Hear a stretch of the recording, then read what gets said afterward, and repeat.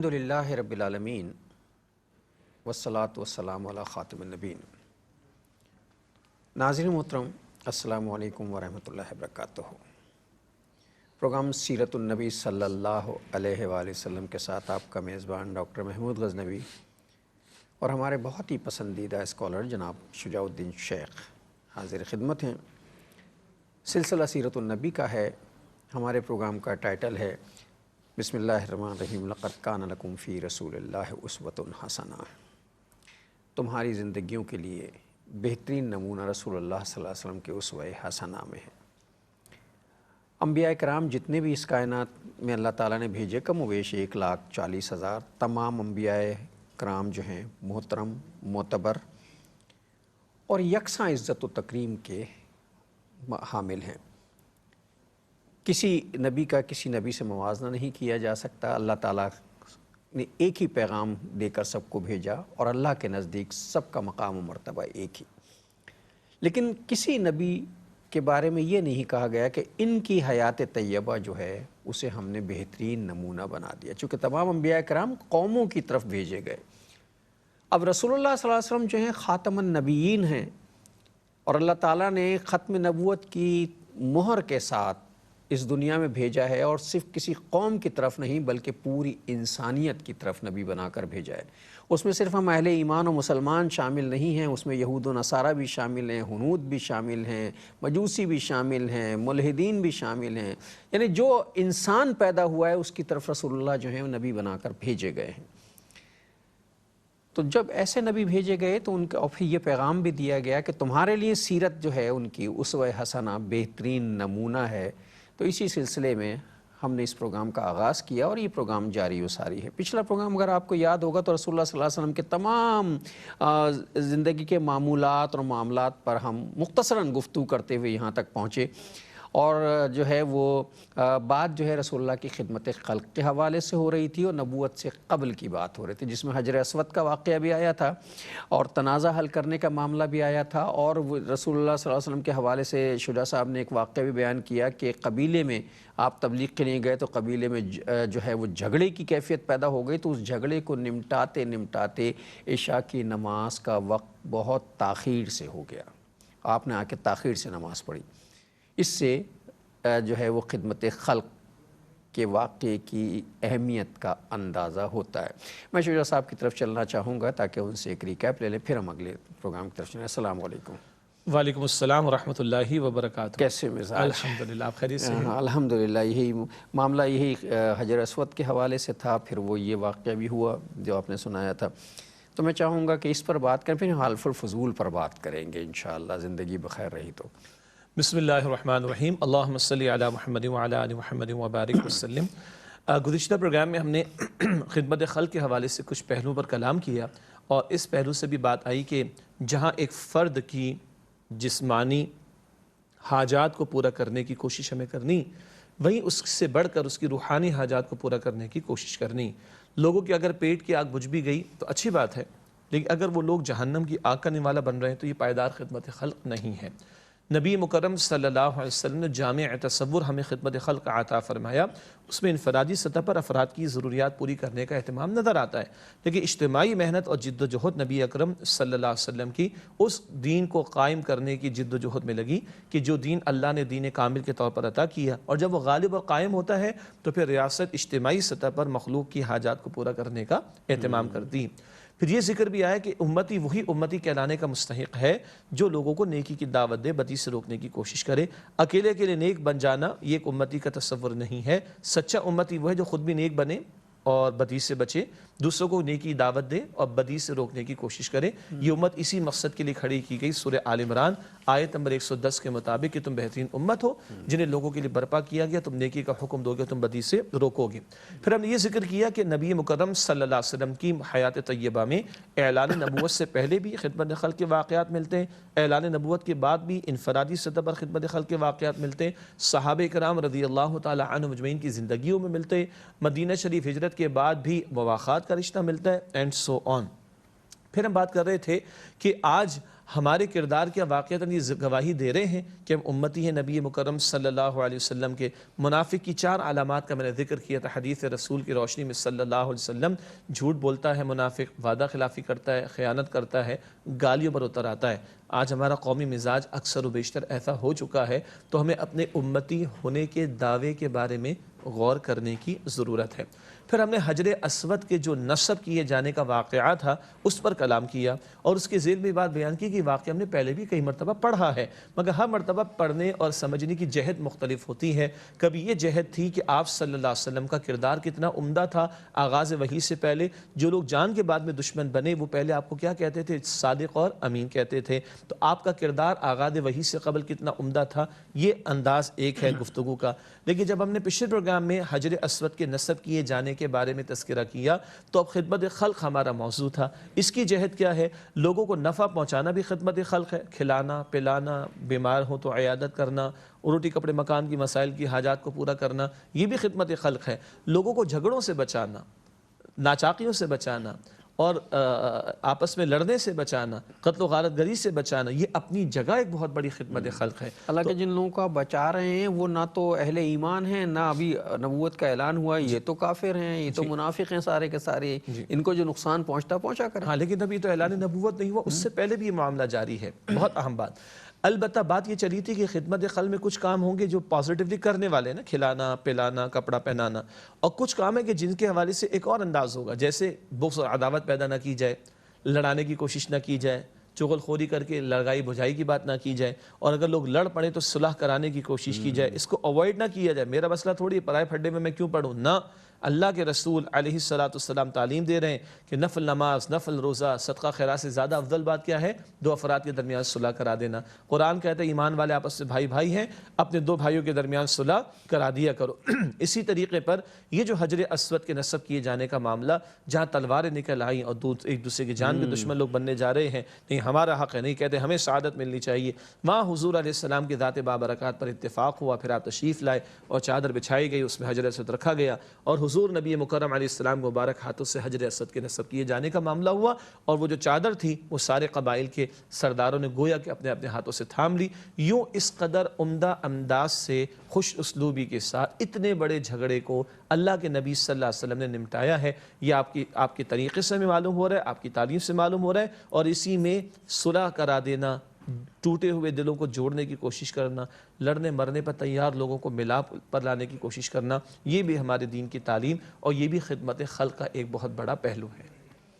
اس میں ایک اور پہلو بھی نکلا ہے، یہ جو واقعہ ہوا ہے حجر اسود کا، کہ رسول اللہ صلی اللہ علیہ وسلم کی حکمت، تدبر اور فراست جو ہے وہ یہ ثابت کرتی ہے کہ کوئی معاملہ اگر متنازع ہو جائے تو اسے پوری حکمت کے ساتھ، پورے تدبر کے ساتھ حل کیا جائے، اور اس میں اللہ کی طرف سے جو ہے وہ یہ حکمت وہ بڑی بہت ہی مطلب چشم کشا ہے کہ اللہ تعالیٰ نہیں چاہتا کہ یہ جو مبارک پتھر ہے جسے قیامت تک آنے والے جو ہیں وہ بوسے دیں گے، یہ جو ہے ان لوگوں کے غیر مسلموں کے ہاتھ سے لگوایا جائے۔ چنانچہ اللہ تعالیٰ نے ان کے جھگڑے کو رسول اللہ کی اس حکمت بھری تجویز کے نتیجے میں انہیں صرف چادر تک محدود رکھا، حجر اسود تک نہیں آنے دیا۔ حجر اسود جو ہے وہ اپنے محبوب کے ہاتھوں سے لگوایا ہے، اور یہ بڑا اعزاز ہے ان لوگوں کے لیے، اہل ایمان کے لیے، جو حج کرنے جاتے ہیں اور اسے بوسہ دینے کی سعادت نصیب ہو جاتی ہے کہ اس پتھر کو رسول اللہ کے ہاتھ لگے۔ اللہ یہ کتنا مبارک پتھر ہے، کسی رسول اللہ کے ہاتھ لگے ہیں اور لوگ اسے بوسہ دیتے ہیں۔ پھر مجھے وہ حجر اسود کے بارے میں حضرت عمر کا وہ قول بھی یاد آ رہا ہے کہ حضرت عمر رضی اللہ تعالیٰ عنہ نے حجر اسود کے بارے میں جو کہا تھا، جی، کہ میں تجھے صرف ہے تو بھی ایک پتھروں میں سے ایک پتھر، مگر تجھے اس لیے چومتا ہوں کہ میرے محبوب صلی اللہ علیہ وسلم نے تجھے چوما ہے۔ تو ساری دنیا کے مسلمان جب وہاں جاتے ہیں اور اسے چومتے ہیں تو دراصل وہ اس لیے چومتے ہیں کہ رسول اللہ نے اسے بوسہ دیا ہے، رسول اللہ کے مبارک ہاتھ اسے لگے ہیں، یہ بہت ہی مقدس پتھر ہے۔ بہرحال ایسے بہت سے واقعات ہیں، یہ جو ہے وہ نبوت کے اعلان سے پہلے کی خدمت خلق ہے۔ اسی طرح عرب میں ایک جو ہے وہ ایک معاہدہ ہوا تھا جسے حلف الفضول کا معاہدہ کہتے ہیں، حلف الفضول کہتے ہیں، اس میں رسول اللہ صلی اللہ علیہ وسلم نے شرکت بھی کی اور اس کی تجدید بھی کرائی تھی۔ جی، اصل میں یہ حلف الفضول کیا ہے؟ یہ ایک معاہدہ ہے جو ایسے افراد نے آپس میں مل کر کیا، جو اس معاشرے میں دیکھتے تھے کہ ایسے افراد جو مکہ مکرمہ سے باہر سے آتے ہیں کہ جن کو کسی قبیلے کی حمایت اور سپورٹ حاصل نہیں ہے، تو ان کے معاشرے میں قدر و قیمت نہیں ہوتی، تو ان کے ساتھ ظلم ہوتا تھا۔ ایسے مظلوموں کی داد رسی کرنے کے لیے کچھ لوگوں نے ایک وعدہ کیا، ایک معاہدہ کیا، اور ان میں بعض افراد ایسے تھے جن کے نام فضل یا فضیل تھے، اس لیے فضول کا لفظ اس تعلق سے بنا ہے۔ تو ایسا واقعہ، ایسا معاہدہ جو ایسے افراد نے کیا جن میں سے کچھ کے نام میں فضل فضیل کے الفاظ شامل تھے، ورنہ فضول سے فضول تو ہمارے ہیں فضول اور وہ مفہوم نہ لیا جائے، ایک بات۔ دوسری بات، اللہ کے نبی مکرم علیہ السلام کی عمر مبارک بھی بہت کم تھی، بالکل ابتدائی یعنی نوجوانی کے عالم کا یہ معاملہ ہے، اور آپ صلی اللہ علیہ وسلم اس میں شریک ہوئے۔ اور بات کیا تھی؟ مظلوموں کی داد رسی، جن کو قبیلے کے پروٹیکشن حاصل نہیں، سپورٹ حاصل نہیں، حمایت حاصل نہیں، ان کے ساتھ ظلم ہوتا ہے، ستم ہوتا ہے، اور وہ در بدر کی ٹھوکریں کھاتے ہیں، تو ایسے مظلوموں کی ہمیں داد رسی کرنی چاہیے۔ حجر اسود کا معاملہ تو 35 برس کی عمر کا معاملہ ہے، جبکہ حلف فضول کا معاملہ 15 برس سے کم و بیش، اس سے زائد کم و بیش کی عمر کا معاملہ ہے جب یہ واقعہ پیش آیا ہے۔ تو گویا بالکل نوجوانی کے عالم میں اللہ کے نبی علیہ السلام اس واقعے میں ہمیں اس معاہدے میں شرکت کرتے ہوئے دکھائی دیتے ہیں۔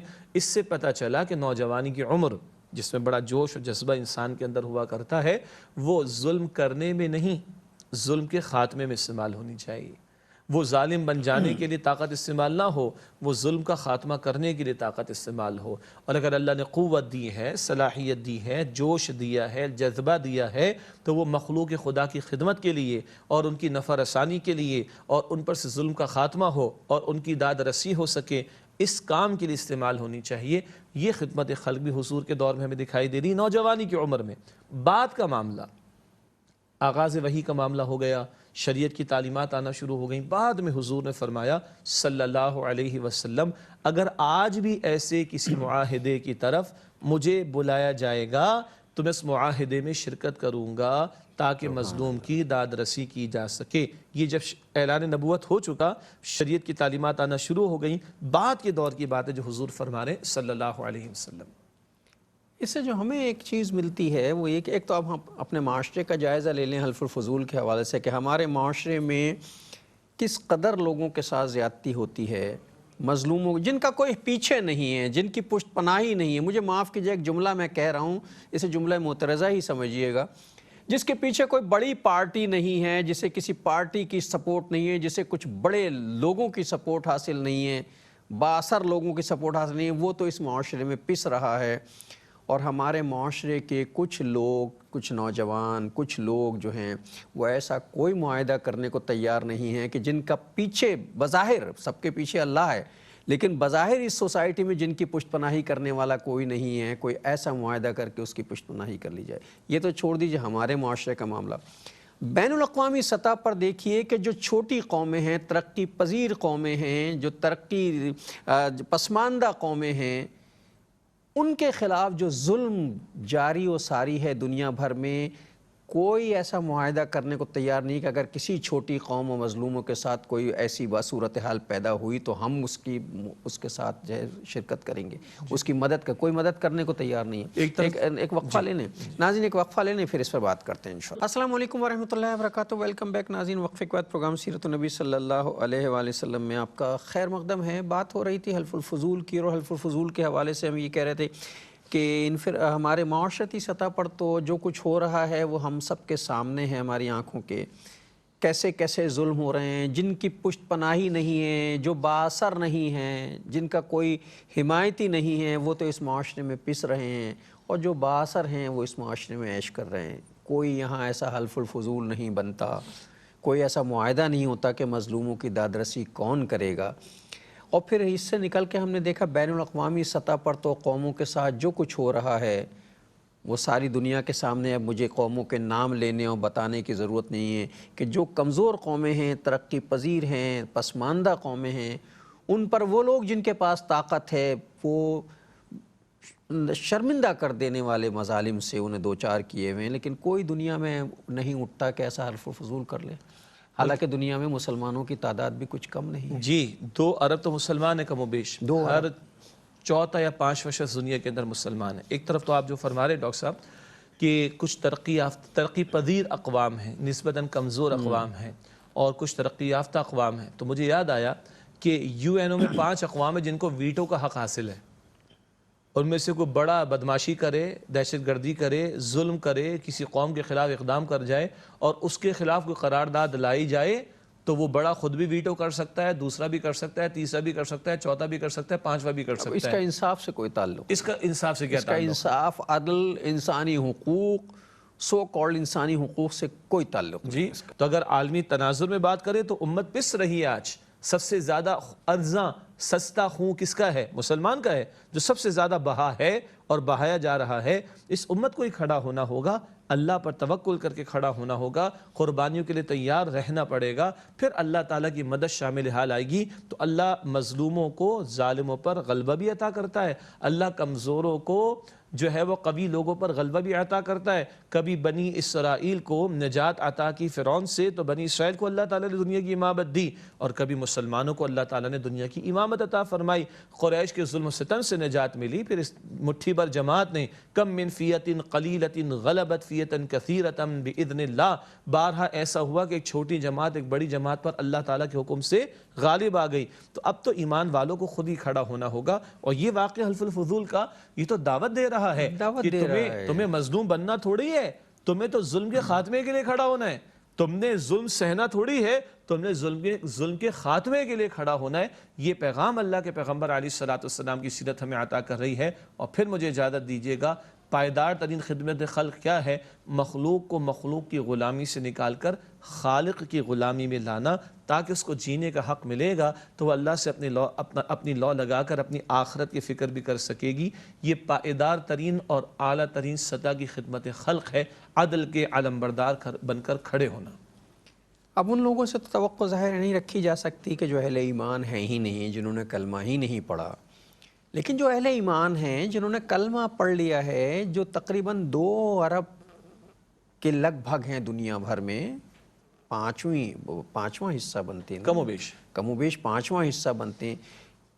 اور ان کے پاس حکومتیں بھی ہیں، ان کے پاس مشینری بھی ہے. مطلب اسلامی حکومت نہ کہیں تو مسلمانوں کی حکومتیں تو ہیں. 57 ممالک ہیں، 57 ممالک، تیل کی دولت ہے جی، اور ٹیکنالوجی بھی ہے، تیل کی دولت بھی ہے، اور اللہ کے دیے ہوئے بے شمار وسائل بھی ہیں. فَبِأَيِّ آلَاءِ رَبِّكُمَا تُكَذِّبَانِ، بے شمار وسائل. انہیں تو مل کر کم از کم ایک ایسا فورم ضرور بنا لینا چاہیے کہ اگر کسی قوم کے ساتھ، چاہے وہ مسلمان قوم نہ بھی ہو، غیر مسلموں کے میں بھی اگر کسی چھوٹی قوم کے ساتھ، کمزور قوم کے ساتھ ظلم ہو رہا ہو تو وہ اٹھ کے کھڑے ہو جائیں، اور یہ خالصتاً یہ کام جو ہے وہ رضائے الہی کے حصول کے لیے ہو، للہ رب العالمین، کہ ہم تو اللہ کے لیے کرتے ہیں یہ کام. بھائی یہ کافر ہے نا، اور اس کے بڑے دور رس نتائج ہوں گے. اگر کوئی چھوٹی قوم، کسی کافر قوم، کسی غیر مسلم قوم کے ساتھ ظلم ہوا اور یہ کوئی ایسا فورم کھڑا ہوا اور اس نے کہا کہ نہیں، یہ مسلمان تو نہیں ہے لیکن اللہ رب العالمین، ہم تو یہ کام اللہ کی رضا کے لیے کر رہے ہیں، تو آپ دیکھیے گا کہ اللہ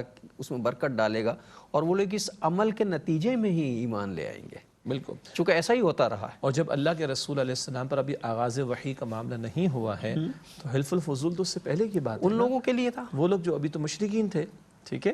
اسی طریقے پر جب حجر اسود کے نصب کیے جانے کا معاملہ ہے تو ابھی تو یہ لوگ مشرکین تھے. تو یہ بحث تو الگ ہے کہ مسلم کی غیر مسلم، بات اصل ہے کہ مظلومی ہے، مظلومیت کا معاملہ، تو اس کے ہمیں داد رسی کا اہتمام کرنا پڑے گا، چاہے وہ مسلم ہوئے. اس میں مسلم ہونے اور غیر مسلم ہونے کی کوئی بات ہی نہیں ہے. یہ تو خالصتاً اللہ کی رضا کے لیے، چونکہ اللہ کا حکم ہے کہ مظلوموں کی مدد داد رسی کرو، مظلوموں کی داد رسی کرنی ہے، مدد کرنی ہے. اس کے نتیجے میں اللہ تعالیٰ جو کچھ بھی صورتحال پیدا کریں گے وہ ان کی حکمت ہوگی. اس طرح کے بہت سے واقعات ہیں. مثلا وہ ایک پاگل عورت جو ہے، مطلب مخبوط الحواس عورت جو ہے، اسے رسول اللہ صلی اللہ علیہ وسلم تسلیاں دیتے ہیں. یہ اجتماعی معاملہ چھوڑ انفرادی معاملات پہ دیکھیے. یہ بھی غور کرے کہ امام الانبیاء صلی اللہ علیہ وسلم کے ذمے کتنا بڑا کام ہے، اتنا عظیم مشن ہے. اور یہ واقعہ بھی مل رہا ہے آپ کی سیرت میں. اور یہ اعلان نبوت کے بعد کا واقعہ ہے کہ ایک ایسی عورت کی جس کے حواس قابو میں نہیں تھے اور مکے میں وہ بیچاری در بدر پھرتی ہوگی، تو اللہ کے رسول علیہ السلام نے فرمایا تھا اس عورت سے بھی کہ تمہیں کوئی مسئلہ ہو تو تم مجھے بتانا، تمہارا کوئی کام ہو تو تم مجھے بتانا. کہاں امام الانبیاء صلی اللہ علیہ وسلم کو دعوت دین، اقامت دین کی جد و جہد کرنی ہے، ساری انسانیت کے تعلق سے پیغام پہنچانے کی بھاری ذمہ داری آپ کے کاندھوں پر ہے. اتنے عظیم مشن کے ساتھ آپ یہ کام بھی کر رہے ہیں. کہ ایک مخبوط الحواس عورت جس کے حواس کنٹرول میں نہیں، آپ اس کو بھی فرما رہے ہیں کہ تمہیں کوئی مسئلہ ہو تو تم مجھ سے معلوم کر لینا، مجھ سے رابطہ کر لینا۔ بھاری بات کہہ رہا ہوں، مشکل بات کہہ رہا ہوں، ہم تو چھوٹی موٹی کوئی ذمہ داری بھی آ جائے نا ہمارے پاس الجھ جاتے ہیں، الجھ جاتے ہیں، ہمارے پاس اپنوں کے لیے ٹائم نہیں ہوتا، چہ جائے کہ ایک ایسی عورت جس کے حواس اس کے کنٹرول میں نہ ہو اس کو ٹائم دینا۔ اماں دوا منگا لیں نا بیٹے سے، ہاں اور 2 مرتبہ سے تیسری مرتبہ منگا لیں تو بیٹا بالکل پلٹ جاتا ہے، جی، تنگ کر دیا ہے، ایک ہی مرتبہ منگا لیتی نا، بار بار مجھے دوا لینا ہے۔ ماں کی دوا مہنگی پڑتی ہے، باپ کی خدمت مہنگی پڑتی ہے، معاف کیجیے کہ گھر کی بات کر رہے ہیں، ماں کی خدمت مہنگی پڑتی ہے، باپ کی خدمت مہنگی، اور اگر دادی دادا وغیرہ ہوں وہ بوجھ محسوس ہونے تو لگتے بوجھ لگتے ہیں، یہ کیا یار بڑے میاں جو ہیں پڑے میں کھانستے رہتے ہیں، یہ تو ہمارے لیے مصیبت بن گئے ہیں، کب ان سے اللہ معاف کرے جان چھوٹے گی تو ہم ریلیکس ہوں گے۔ اور وہاں معاملہ، اور اگر خدا نخواستہ کوئی ایسا واقعہ ہو جائے گھر میں، اللہ سب کو اپنی حفظ و امان و عافیت میں رکھے، کوئی ایسا ہو جائے کہ جس کا ذہنی توازن خدا نخواستہ خراب ہو جائے یا کوئی خدا نخواستہ معذور ہو جائے، پھر تو قیامت ہی آ جاتی ہے۔ اور مجھے اجازت دیجیے گا، یہ جو آج نوجوانی کے جوش میں یا جوانی کے جوش میں ایک بوڑھے کو بوجھ سمجھ رہا ہے، کیا خود یہ کل بوڑھا نہیں ہوگا؟ یہ سوچا نہیں نا۔ ایک اور جس بوڑھے سے آج تمہیں تکلیف ہو رہی ہے کل وہ بھی جوان تھا، سوچو۔ 3، آپ نے کہا کہ ذہنی توازن بگڑ جائے، تو ذہنی توازن کسی 60-70 برس والے کا ہی بگڑتا ہے کیا؟ آپ اور میں نہیں جانتے کہ نوجوانوں کو کس طرح کے امراض کا شکار ہو جانا پڑتا ہے، اللہ اپنے زمان میں رکھے، ذہنی توازن بگڑ جاتا ہے۔ آپ اور میں پرسنلی جانتے ہیں ایسے ہاسپٹلز کو کہ جہاں باقاعدہ اسی طرح کے افراد کا علاج ہوتا ہے، اور وہاں آپ کو 60-70 یا 50 برس والے نہیں ملتے، آپ کو 25-30 برس والے بھی مل جاتے ہیں۔ معاف کیجیے گا، بات آپ نے بڑی عجیب ڈاکٹر صاحب گفتگو میں آپ لے آئے ہیں کہ یہ جو آج ہم بوجھ سمجھ رہے ہیں معاذ اللہ اپنے ماں باپ کو، میری پڑھائی میں خلل پڑ جاتا ہے، میری جاب کے اندر خلل پڑ جاتا ہے، میرے اسٹیٹمنٹ کے اندر میں پریپیئر کر رہا تھا خلل پڑ جاتا ہے، تو رات کو 2:30 بجے تک ٹی وی کے سامنے بیٹھا رہتا ہے، 2 گھنٹے تک اسمارٹ فون پر بیٹھا رہتا ہے، تیرے معمولات میں کوئی خلل نہیں پڑتا؟ اس میں ہی تو خلل پڑتا ہے۔ ہاں جی، باپ تجھے پکارے، ماں تجھے پکارے، خلل پڑتا ہے؟ کم بخت تجھے سوچنا چاہیے، جب تو رات کو جاگتا تھا اور ماں کو سونے نہیں دیتا تھا، رات کو جاگتا تھا باپ کو سونے نہیں دیتا تھا، تو چلاتا تھا، ان کی نیند حرام ہو جایا کرتی تھی، خراب ہو جایا کرتی تھی، انہوں نے تو اس کو کبھی خلل محسوس نہیں کیا۔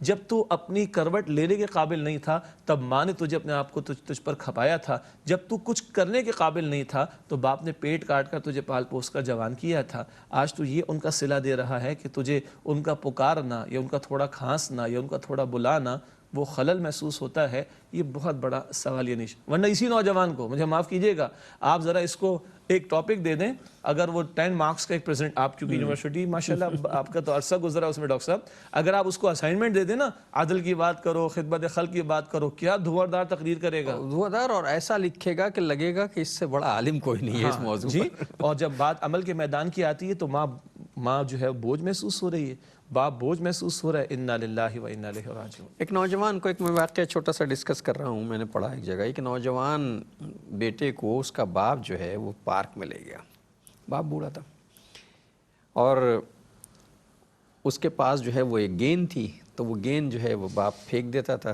بیٹا اٹھا کے لایا، بیٹا ایک دفعہ اٹھا لایا، پھر پھینک دی، پھر اٹھا لایا، 4-5 مرتبہ جب وہ گیند پھینکی ابا نے، تو بیٹا جوان تھا، تو بیٹا کہنے لگا یار ابا کیا مصیبت ہے، میں تھک گیا ہوں گیند اٹھاتے اٹھاتے، کہنے لگا بس بیٹا 5 مرتبہ 6 مرتبہ تھک گیا، جب تو چھوٹا تھا ہم تجھے جو چیز دیتے تھے تو اٹھا کے نیچے پھینک دیتا تھا، سمجھتا تھا یہ کھیل ہے، پھر ہم اٹھا کے دیتے پھر، اور یہ کام تو گھنٹوں کرتا تھا اور ہم اسے انجوائے کرتے تھے، خوش ہوتے تھے، تو وہ وقت تو بھول گیا جب ہم تیری یہ خدمت کیا کرتے تھے، آج ہم نے 5 مرتبہ گیند پھینک دی تو تجھے تکلیف ہوئی۔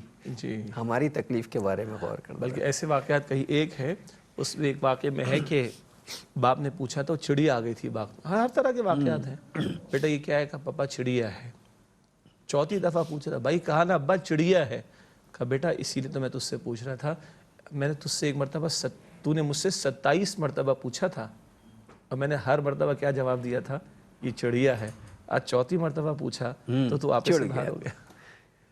یہ وقت سب پر آتا ہے، اور اسی لیے اسلام نے اس بات کا حکم دیا ہے، ہدایت دی ہے کہ جب ماں باپ بوڑھے ہو جائیں تو ان کے سامنے اف بھی نہ کہو، اس لیے کہ یہ وہ لوگ ہیں جنہوں نے جیسا تذکرہ کیا شجاع صاحب نے، پوری رات یہ ماں جاگی تھی، اللہ کے بعد اگر کسی نے تیری سب سے زیادہ مدد کی ہے تو وہ تیری ماں ہے۔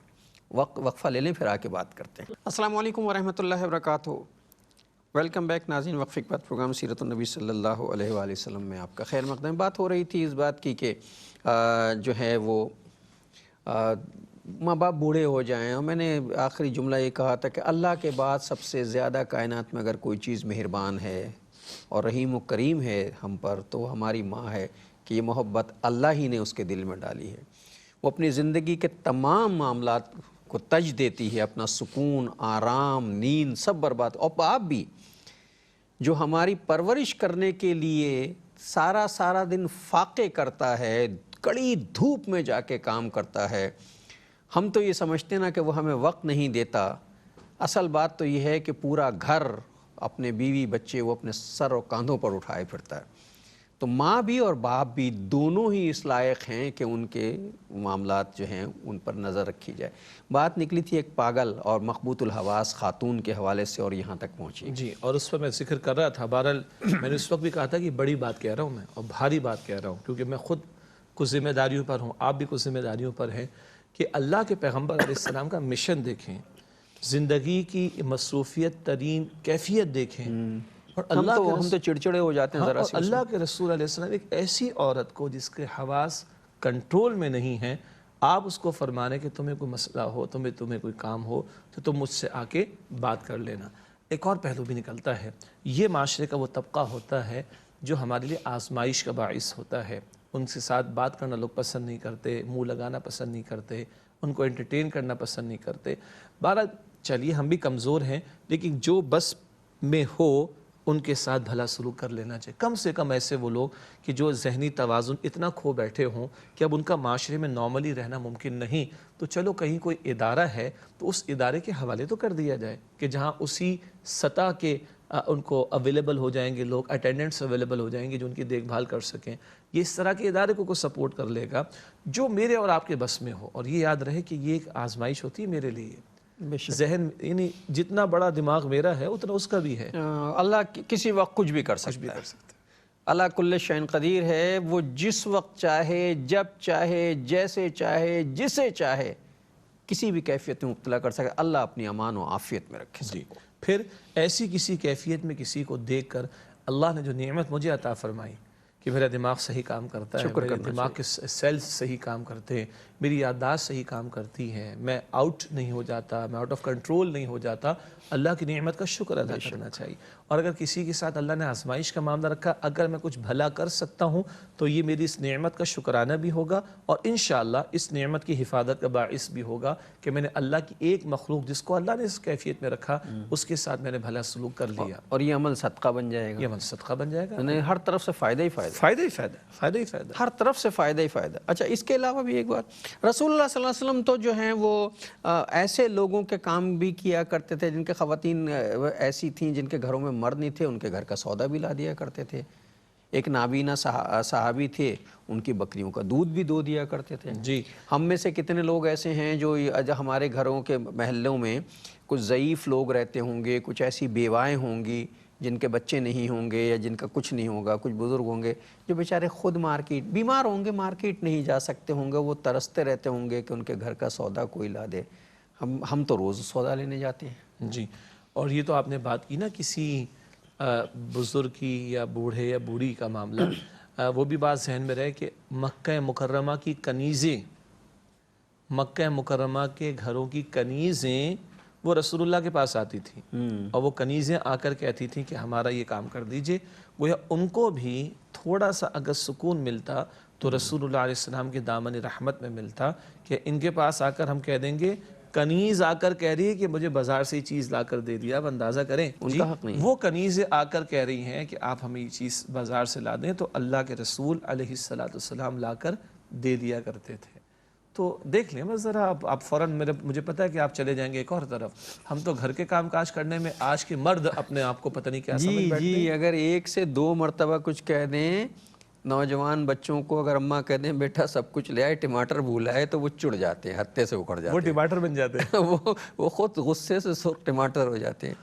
اگر دوا کا مسئلہ ہو جائے اور رات کو 10 بج جائیں 11 بج جائیں اور پتہ چلے کہ ماں بھول گئی یا باپ بھول گیا کہ دوا ہے اور رات بڑی تکلیف میں گزرے گی اور بیٹے کو کہہ بیٹھیں 10 بجے 11 بجے کہ یہ دوا ختم ہو گئی ہے، تو بیٹے صاحب جو ہیں وہ پھر ایک تقریر کرتے ہیں کہ اس وقت یاد آیا ہے 12 بجے، سمجھے، حالانکہ اس وقت وہ موبائل پہ بیٹھے ہوئے مصروف ہوتے ہیں۔ جی، ان کی اس مصروفیت میں رکاوٹ آ گئی۔ مصروفیت میں ماں باپ کی یہ تکلیف، حالانکہ خود ہونا تو یہ چاہیے تھا نا کہ روزانہ خود ریویو کرتے کہ آج ماں باپ کی دوا تو ختم نہیں ہو گئی، آج ان کے بے آرامی کا سامان تو کوئی نہیں ہو گیا، ان کے کمرے کا پنکھا تو نہیں خراب ہو گیا، یہ کام تو ہمارے کرنے کے روزانہ دیکھنے کے ہیں۔ یہ تو اپنے ماں باپ، اپنے خاندان، یہ تو ہمارے ذمہ داریوں میں شامل ہے، چاہے جائے کہ پڑوسی کے گھر میں دیکھا جائے کہ یار اتنی شدید گرمی ہو رہی ہے، اس کا پنکھا تو خراب نہیں ہوگی، یہ تو بہت ہی بڑی بات ہے، بالکل بالکل سمجھے۔ تو یہ ساری چیزیں جو ہیں دیکھنے کی، پھر سودے لانے، پھر اب شجاع صاحب نے ایک بات کی تھی، بچوں میں مٹھائیاں رسول اللہ تقسیم کیا کرتے تھے، ہمارے یہاں ہم تو اپنے اپنے گھر کے بچوں کو جھڑک دیتے ہیں گھر کے بچے اگر پیروں سے لپٹ جائیں نا آ کے تو بہت برا لگتا ہے، یہ ہے کیا مصیبت، اپنے بچوں کو جھڑک دیتے ہیں، کپڑوں کی کریز خراب ہو جائے گی، کریز خراب ہو جاتی، دھبے لگا دیے۔ اور رسول اللہ اس زمانے میں ٹافیاں تو نہیں ہوتی ہوں گی ظاہر ہے، میں کہوں رسول اللہ تو اس زمانے کی ٹافیاں بانٹا کرتے تھے لوگوں کو۔ جی، اور بچے، اور یہ دوسروں کے بچوں کی بات ہو رہی ہے، ہاں، اپنے بچوں کی نہیں۔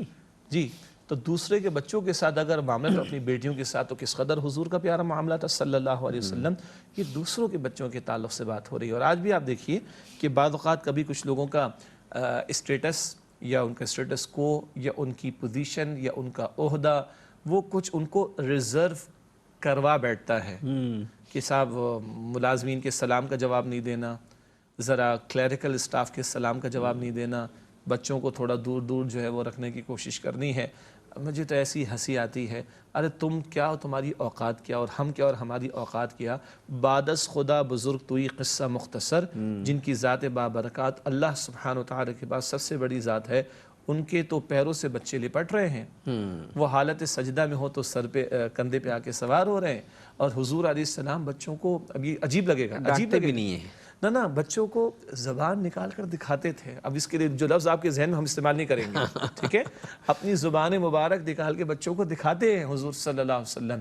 حضور بچوں کی دوڑ لگواتے، جو پہلے آئے گا اس کو میں فلاں چیز دوں گا۔ یہ پورا ایک سبجیکٹ ہے جو بچوں کو رسول پاک علیہ السلام نے کس طرح انٹرٹین کیا ہے۔ اور آج ہمارے ہاں معاملہ یہ ہے کہ اپنے بچوں سے بھی بندہ 6 فٹ دور رہتا ہے، معاف کیجئے گا، اپنے بچوں سے بھی بندہ 6 فٹ دور رہتا ہے، ریزرو رہتا ہے۔ عجیب بات ہے، وہ بیبی سیٹر ہوگی جو محترمہ کے بچوں کو اٹھائے گی، محترمہ اپنے بچے کو نہیں اٹھائیں گی۔ ہم تو اپنے بچوں کو خواتین گود میں لینے کو تیار نہیں ہوتی، لوگ کیا کہیں گے، بھائی تمہارا بچہ ہے نا، کیا کہیں گے لوگ، یہی کہیں گے نا تمہارا بچہ، یا تو پریم میں رکھ کے لے جائیں گے بچے کو، یا جو ہے وہ ساتھ میں میڈ چل رہی ہوتی ہے، وہ بیچاری جاتی ہے ریسٹورنٹ میں کھانا کھانے، فیشن ہے، کھانا کھانے گئے، وہ میڈ بچے کو لے کر بیٹھی ہوئی ہے الگ، بھوکی پیاسی، وہ بھی انسان کی بچی ہے، کسی کی بچی ہے، ہم بہت بیٹھے ہوئے آرام سے کھانا کھا رہے ہیں، بچے کو گود میں لینا نہیں چاہتے۔ یہ جو ہمارے ہاں ایک کلچر آیا نا بچے کو گود میں نہ لینا، اب تو خواتین نے بچوں کو دودھ پلانا بھی ختم کر دیا ہے۔ پھر آگے سے ہمیں بریسٹ کینسر کے بارے میں ہاسپٹلز بنانے پڑتے ہیں اور ڈیز بنانے پڑتے ہیں، فنڈز مانگنے پڑتے ہیں، یہ مہینہ جو گیا پچھلا والا، یہ این جی اوز بنانی پڑتی ہیں ہمیں بریسٹ کینسر کے نام پر، جی۔ اور آگے سے جب کہو کہ اللہ کا قرآن کہتا ہے کہ والوالدات یرضعن اولادہن حولین کاملین، مائیں اپنے بچوں کو 2 سال مکمل دودھ پلائیں۔ رب کی تعلیم کو فراموش کرتے ہیں تو نتائج اس طریقے سے ہمارے سامنے آتے ہیں۔ کبھی ہم کچھ چیزوں کے بارے میں سوچتے نہیں، ناظرین معاف کیجئے گا، بات سے بات نکلی ہے تو میں ویسے ہی کہنا چاہتا ہوں، کچھ چیزیں ایسی جس کو ہم اتنا لائٹلی لیتے ہیں، مطلب قرآن میں جو چیز آ گئی، حکم آ گیا، وہ فرض عین ہو گیا، کبھی تو کرنا ہی کرنا۔ قرآن نے حکم دے دیا دودھ پلانے کا، ہم اسے ٹال دیتے ہیں۔ قرآن نے حکم دے دیا عدت میں بیٹھنے کا، تعین بھی کر دیا، ہم اسے نظر انداز کر دیتے ہیں۔ اب تو مذاق اڑاتے ہیں، ہم ایسے جاہلانہ ڈرامے بناتے ہیں جس میں عدت کا مذاق لوگوں نے اڑایا، معاذ اللہ، اس کی نفی کی، معاذ اللہ، قرآن کا حکم ہے اور مسلمانوں کے معاشرے میں کام کر رہے ہیں، اللہ کے غضب کو دعوت دیتے، شرم آنی چاہیے۔ یہ شریعت کے احکام کا مذاق اڑانے کے مترادف بات ہے، یہ جو عدت کا حکم ہے شریعت کا حکم ہے، اس کا مذاق اڑایا جا رہا ہے، اس پہ پورے ڈرامے بنائے جا رہے ہیں۔ اس کے لیے خاتون کی عمر کا کوئی تعین نہیں ہے کہ وہ جوان ہوگی، نوجوان ہوگی، اگر وہ 60 اور 65 سال کی بوڑھی بھی عورت ہے جی، تب بھی پردے اور عدت اس پر جی لازم ہے۔ جی، ہمارے یہاں مذاق اڑتا ہے. ہم مذاق اڑا رہے ہیں اس کا، ڈرامے بنا رہے ہیں اس کے، اور مسلمانوں کے معاشرے میں ہو رہا ہے، ڈوب مرنے کا مقام ہے، اللہ کے غضب کو دعوت دینے والی بات ہے. خیر، تو وہ بات چل رہی تھی کہ دودھ پلانے کا حکم عطا ہوا عدت کے بارے میں. یہ احکامات اللہ ہمارا خالق ہے، وہ خوب جانتا ہے مرد کے کیا معاملات ہیں، عورت کے کیا معاملات ہیں. وہ خود کہتا ہے الا یعلم من خلق، کیا وہی نہ جانے گا جس نے پیدا فرمایا؟ تو اس کے حکم میں ہی ہمارے لیے خیر و بہتری ہے. نہیں مانیں گے تو کبھی بریسٹ کینسر کے لیے پورے مہینے منانے پڑیں گے. پہلے تو دن منانے تھے، اب مہینے منانے پڑیں گے. نہ پلاؤ دودھ تو سب سے زیادہ وہ خواتین جو دودھ پلانے سے بچوں کو جو کتراتی ہیں، اللہ تعالی حفاظت رکھے، سب کو آسانی عطا کرے، بریسٹ کینسر کے مسائل میں مبتلا ہوتی.